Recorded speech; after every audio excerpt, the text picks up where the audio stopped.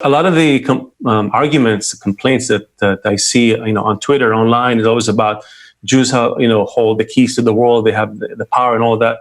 And in some respects, I look at myself. I don't have the keys to anything, barely the keys to my home. But in other respects, you look at every news outlet owned by a Jewish person, every network, every this, every that. It seems like Jews do have the ability to create a media-driven influence. At the very least, I work in advertising. I know how it is. You can make people buy stuff they don't need and believe things and admire values that are actually going against their well-being, right? I really wonder how can this message get to the people who just practically, as you said, the nuts and bolts. They're there. They're sitting on those channels of communications. And by the way, a lot of the complaints of anti-Semitism is like, you are fueling our culture with this and this and this and that instead of other values. Instead of being more like this, it's more like that. So it sounds in a way very simplistic. Suddenly, all of a sudden, like we're given the keys to the castle. Now, what are we doing with it?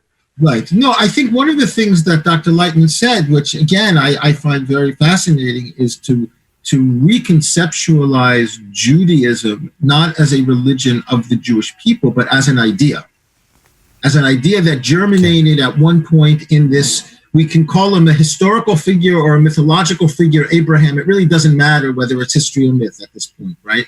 That there was an idea that somehow came into existence and that was promulgated by groups of people that then ended up becoming part of the Israelite nation, and then also filtered into Christianity as an offshoot of that, and Islam as an offshoot. Islam, yeah. Right. So that in a sense, the whole idea is spread around most of the Western world.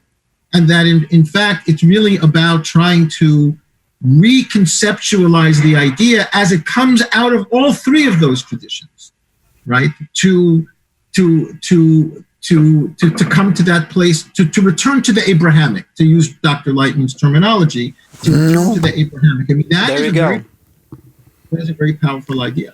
I really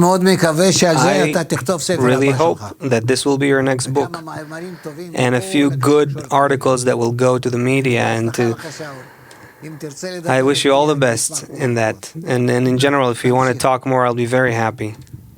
It's with a pleasure and an honor to meet you. Seriously, I mean that seriously.